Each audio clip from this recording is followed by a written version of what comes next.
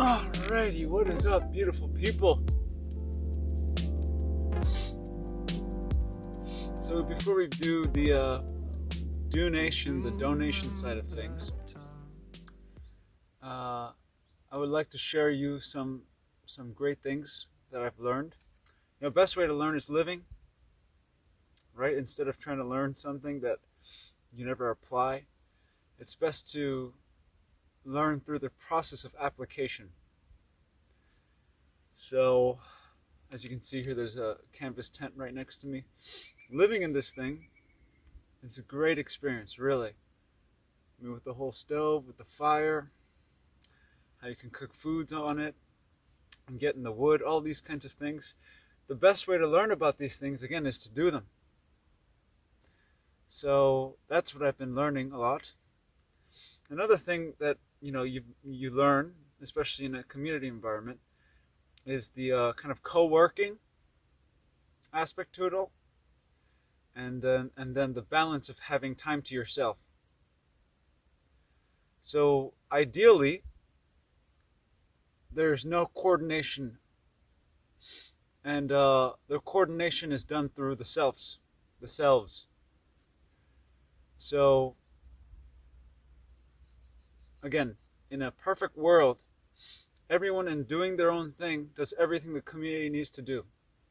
And I think that's where we're getting to, is organically, people will take more responsibility.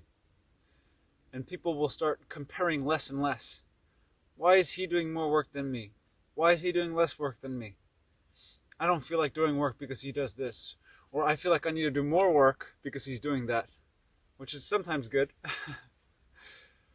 But anyhow, because what happens with these kind of environments is if one person takes the community for granted, it becomes kind of a parasitic environment or a parasitic circumstance. Especially if this one person who's perhaps putting in less of an effort, he starts consuming more resources than the value he brings to the community. So it's just like with plants. You want the soil to have a certain nutritional content and to be replenished, right? So any time you're leaching or diminishing the return of the soil, that's not optimal. And you want to, as much as possible, stop those activities. So that's an interesting thing that we've been learning. And we had some brainstorming, me and Julia, and we were thinking maybe 3 hours of community work every 3 days. Something like that, because I do understand that there are going to be, investors may be coming in, angel investors. We don't want any attachments, right? That there may be investors coming in, giving us sums of money, but expecting that after giving us this sum of money, that they can essentially buy their way to a work-free life. And I don't think that's the case, right? And again, the opposite side of this topic is, for instance, in my case, I don't want to just sit around. I'm always looking for something to do. I mean, I don't have to do something, right? Sometimes I do nothing. But, I sometimes I'd like to do something, with my time, with my day. So in that case, no one needs to tell me what to do. Because in that sense, I'm all one. And see, this is where everyone needs to be getting to, where they don't need guidance. They may take some suggestions. They may take some recommendations. They may take some advice. But at the end of the day, we should be getting to a place where everyone is making their own decision. Every, past 12, past 18, whatever you want to say, adult needs to be able to make his own decisions and find his own way to bring back to the community. Because if the community is always telling these people what to do, it's again breeding a parasite ground. So what separates a parasite between a living, vital human being who has passion and enacts that passion onto the mother, onto the earth, is that self-initiated, right, process of work, responsibility, and and passion overall. So an interesting talk. So maybe we try to keep the community work to a minimum, So again, maybe 3 hours every 3 days, depending on how you like to work. Maybe you want to do 3 hours in one day. Maybe you want to do 3 hours in 30-minute segments, across 3 days, split up, whatever. But having some level of, whether it's whatever skills you can offer. Maybe you can help in the kitchen, whether it's clean some dishes. Eventually we shouldn't be using even dishes, right? Or cooking, and eventually we shouldn't be cooking that much either. Or chopping wood, planting trees, whatever it is. And a guy like me, 3 hours ain't enough. I'm going to be working probably, 5-6 hours a day? Maybe more, maybe sometimes 9, doing random things. And sometimes I don't work at all. I just sit back, enjoy the fire, and put some chestnuts on it. So it's this kind of a thing. By the way, I would love if someone told me if chestnuts are good to eat or not, because they're not on any list. So anyhow, that's an interesting thing to talk about and consider in a community environment is, am I putting enough effort into the community? But at the same time, how do I help the community effortlessly? You see the difference, right? Because if I'm told to do something, it's like a parental thing, right? The child learns the most. The child is the most passionate. The child is the most burning with passion when he does what he wants to do, and in doing what he wants to do, he learns naturally, organically. So he takes responsibility as he should. What's inauthentic is when a parent delegates, you have to do this, you have to do that. I mean, in some cases it's okay. I'm not saying in all cases it's not okay. But I'm saying that, if it's always the case that the parent is always telling the child what to do, the child has no freedom. The child has no space. The child is compromised. And so we have to be holding space where children, and really that everyone has a child inside of them, are innocent, untouched, and uncompromised, unedited. So if you feel like you want to do something, you better do it. Especially because, deep after we remove all the junk and detox, everything you want to do will naturally help the community, because you will have been turned into an alkaline electric plant. Right? So your waste won't be waste, and your work will just, you would want to do it, and you would want to give to the community. So that's what we're looking for, folks. And that's why, especially in the beginning, we're going to be much more, astringent.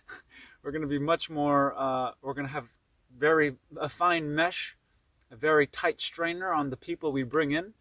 Because, even the so-called spiritual people, they hide behind words. And we're not really looking for words. We're looking for actions. So there's that. So let's change gears. And let's go into the monetary aspect of things. So I was giving it some thought, and it's kind of weird just having my own PayPal and saying, if you want to contribute to this, basically put money in my pocket. So now I'm having another pocket that I relabel as Operation Lighthouse. By the time I've released this video, you're gonna see a PayPal for Operation Lighthouse and maybe a Patreon for Operation Lighthouse. Because guys, every little bit counts, every little piece, especially in the infancy, right? Every little small ounce of support will take us miles away in the future, right? And that's the other thing. The more support we get in the beginning, the faster we can grow. And so, essentially, what I want to do is delineate between people privately donating to me, whether it's me going and buying grapes, and I don't really know what else I buy, maybe some food ingredients, but that can be part of the community fund too, with the foods and stuff. Like when we buy grains, we buy bulk, different things like that. I'm beginning to consider. Of course, we're going to have a couple people thinking about coming to us that have a passive income and want to allocate that income into the community so that, we can have some funds that are reoccurring. But before that point, again, what I'm going to do is open up these outlets so that you can give me a message. You can send, your support, your love to Operation Lighthouse on PayPal and Patreon. And in this way, for those who can give small amounts every month or so, if we have at least 10 people giving $5, and then imagine if we have 100 people giving $5 from the Matrix, right? That's $500. That's a new blender we need. That's, different things like that. Eventually, maybe after 3 months, or let's say 300 people are subbed, $5 a month, we can buy an industrial grade wood chipper. All of these things. So again, having a fund, and I also want to do it completely transparent. Let me make that a key point here. Let me really emphasize that I'm going to hold videos of the money allocated to Operation Lighthouse completely transparent, unless there are like certain things where we want to keep it on the down low, Art of War style. Other than those things, and maybe I'll take that as a personal donation instead, so that I can kind of hush hush about it. But what do you call it? On most things, like I'll read out some things that I've written down that I think we need. I would like to be completely transparent of what I'm getting, why I'm getting it. Maybe have some other community members express what they think we should get, and have certain talks like this of allocating finances, because I think this part of it is too closed in governments and stuff. It's like, where is this money going? And then if you do it on a smaller scale, it's much easier to keep track of it, and to talk about it and all of these things. And we shouldn't stress over it too much, but just to have it so people know where it's going. So all of the Operation Lighthouse money, I would like to make videos, maybe a week, a month, depending on how much money is coming in, and just show all the numbers. So make it real transparent that way. So a few things that we're thinking of right now, kind of think of this as a civilization upgrade. So in the beginning, we want some more canvas tents, most likely bell tents, so it's more spacious. And then we want stoves in them for the winter, for the 3 months that are kind of coldish. But also, throughout the year, you could, maybe once in a while, you want a fire, you want to cook on it, whatever it is, right? We'll have electric stove tops too. But so we think what we'll do is transition from, bell tents where we can just lift off and go anywhere. Because, this land, we're still looking to buy this land, right? So before we buy it, it's good to have movable compounds, so that just in case if, shit hits the fan, we can just move our operations to whatever tentative land. So that's the great thing about bell tents. Eventually, we would want to get yurts. And then once that option is explored, because, yurts, you can still disassemble them for a long time and then move it. It's more of a hassle than tents, but it's kind of an upgrade. So maybe a few yurts. And then, of course, my favorite, earthquake-proof, cataclysm-proof, my earth bag dome home. Love. Eventually start building those buildings and more dome-like structures. And then Freemason, masonry type rock structures we can get into too. But that's the kind of trajectory I'm kind of seeing as the upgrade of our civilization, as the upgrade of our village. Is first we start with canvas tents like this so that we can move around. And then eventually we work up to yurts. And then when we have a really good land that we know no one's going to screw with us, then we start building these solid structures. And perhaps putting some stoves in them for the winter. But again, in South Portugal, it's not that cold. Like yesterday, even the fire died down. I could sleep through the whole night with some thick blankets. So as long as you have a well-insulated building, really, even your body heat, you can just work out of it and warm up the place, right? So it's nice if you have two people. Especially if it's a couple. I won't go any further. But anyhow. So we have on the priority list right now, and I'll put in the future list, yurts and domes, right? Yurts and earthbag domes. But for now, canvas bell tents. I think Julia already ordered one, but we're going to be ordering more because there's an influx of people wanting to come. I think one of our council members, we're going to have some key council members that are really going to move things, right? And of course, we don't want any kings, any presidents, none of that stuff. Just dedicated people that are leaders, that are organic leaders, that people trust, and have some form of a masculine force, a masculine center within the community that really majority is feminine, right? That's loving, that's caring, that's nurturing, that's restful, that's reciprocative, right? But at the same time, we want some kind of a like how Raji's going to Morocco right now, someone who goes and does the Gandalf journey, right? Does the Narnia journey and goes to the unknown lands and explores and builds a new settlement. All of these things. So there's that. So again, so for right now, we want some, we want to allocate some money, and this is the priority list: canvas belt tents, stoves, industrial grade wood chippers. I think I had a short clip of this earlier, of our wood chipper had broken down, and it's a small one, so I have to machete designer pieces. It's okay. It's nice to, sharpen my machete skills, and at the same time salvage the rest of the wood that doesn't fit in there into stoves and all this kind of stuff. But it'd be nice to have a big industrial one where we can just chuck anything that's dead, any of these, brushes that we've put off to the side, and just use it all for wood chips. Because again, those are the two things we're our community is going to be about, or I would say three: alkaline electric plants, alkaline electric food, and then earth bag dome homes.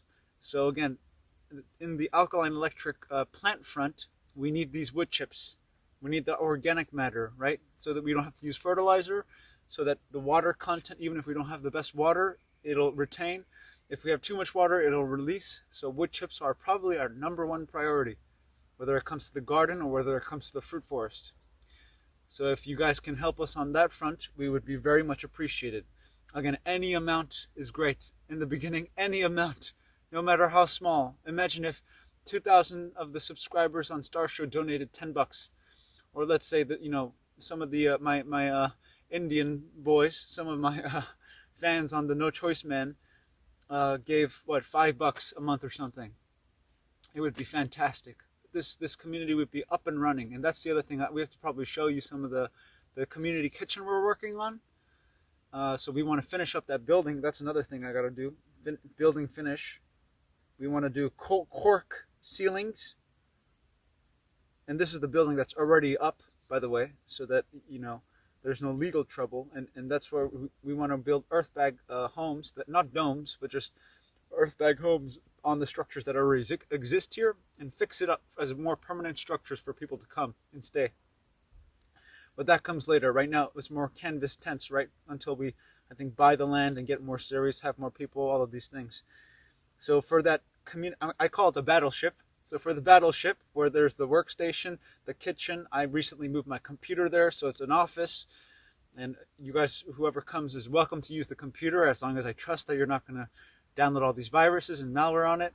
So that battleship area, we want a clean finish on that building. We want to do all the piping, the electrics, everything. Make it look real nice and dandy, so that, even if you're living in a canvas belt tent, all you have to do is walk down a minute or so, and then you have all the amenities you need. Maybe purchase some silver bowls. I think we should have at least 3, and then maybe 6 silver bowls, so that you can just come and eat out of silver when you're eating, like proper blue bloods, as Raju was saying. That comes more at leisure, so I'll put silverware. So this is the less priority, but silverware, that's a good idea. But again, finishing the building with the cork, with the plaster, and then eventually we want to put a stove in there too, so that we can cook and keep that place cozy and warm. And then also have some kind of a roof that goes out a little bit, so that you can still hang out on the outside even if it's raining, or if you want to get a little bit of shade. And also for these kitchen tables, I want them to be able to be outside as well, because I can just imagine juicing citrus in the sun. That Orangel, getting the angle of the ore while juicing some Orangel. Now that's where it's at. So just different things we're considering there.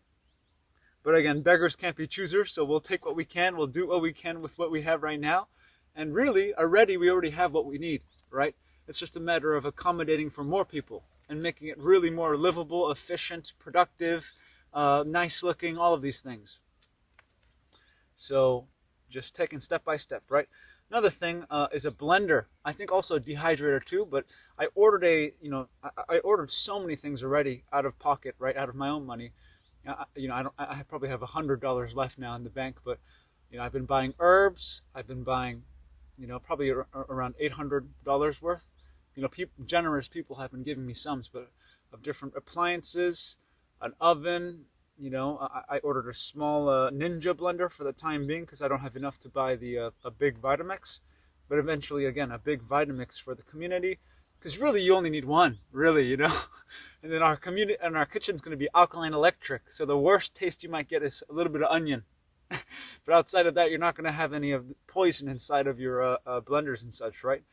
So we are being a little bit picky. Like for instance, the oven, I could have bought a used one, but I don't want to have any carcass residue in my food. So with the kitchen, we're being posh, we're being extra, lavish in spending, and then we just want the good stuff, and then finished, and then you don't need to buy more, right? What the community needs, and then done. So again, right now, I ordered a small one, but eventually, as more people come, we need something more fitting. Whether we're making hummus, whether we're making smoothies, whether we're making ice cream, whether we're making juice, whatever it is, right? So again, that battleship area is going to be a workstation, juice bar, office, cafe type thing. So there's that. So that's the gist of what we really need, in the near future, I would say. I'm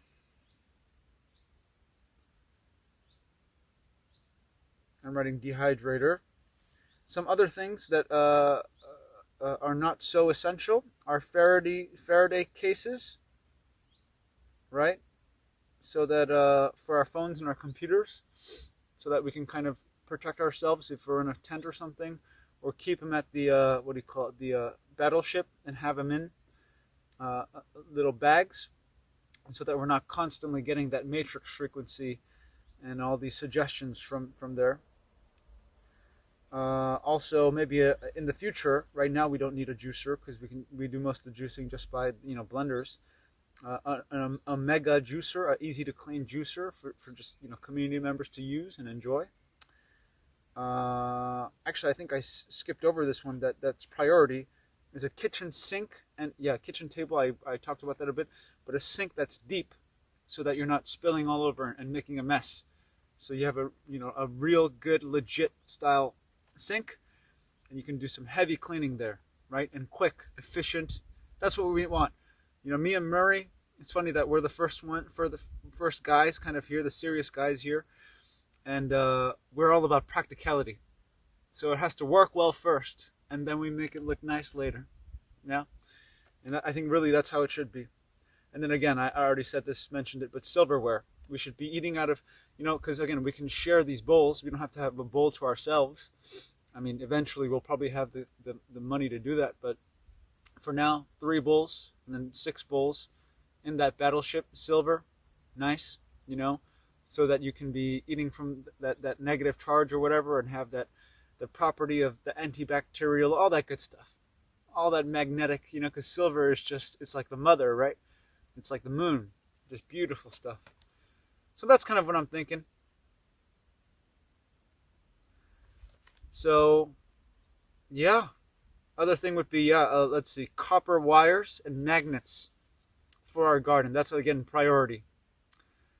So we can start really growing these fruits 3 times bigger, 3 times faster, 3 times everything. Maybe 6 times, who knows?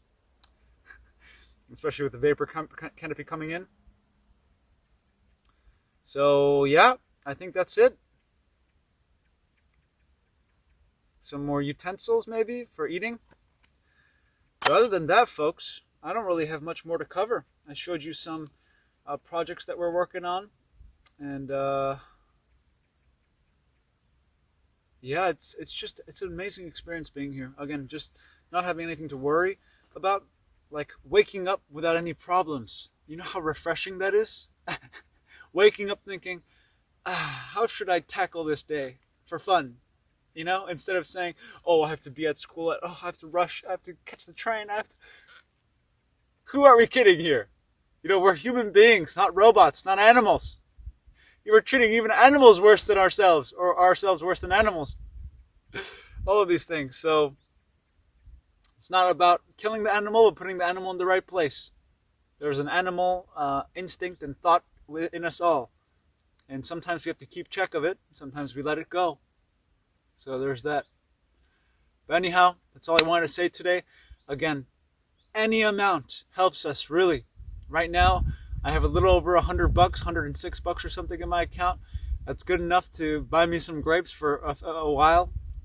But again, I would love to have this kind of donation, I guess, trust fund set up such that we can allocate that, make it transparent, and show you what we're doing. And again, this is not the matrix here, right?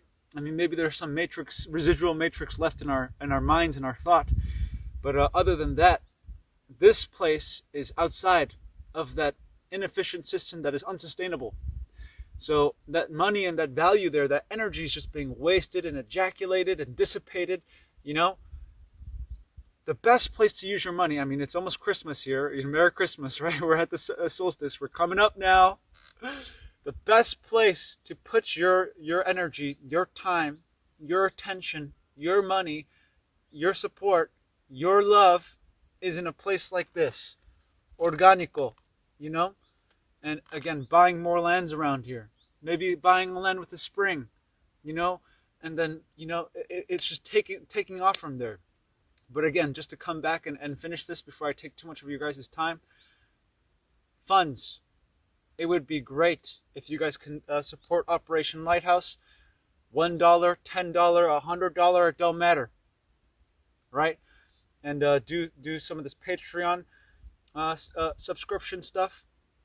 And then do some of the PayPal, friends and family, so you don't get that, they don't get that huge cut out of it, right? Donate that way, big sums.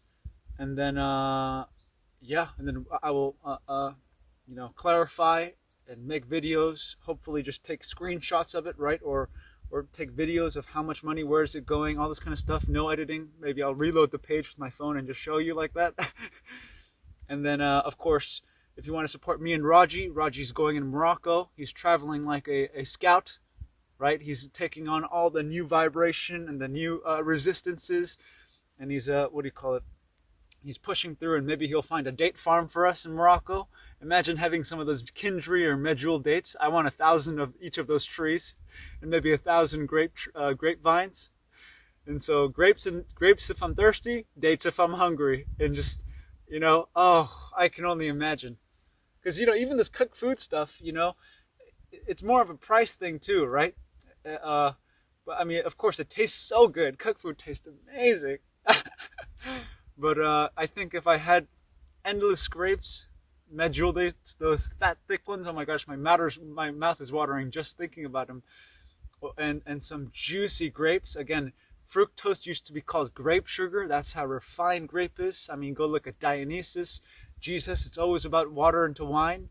Don't drink fermented wine, but I'm just saying this grape is divine. It's divine.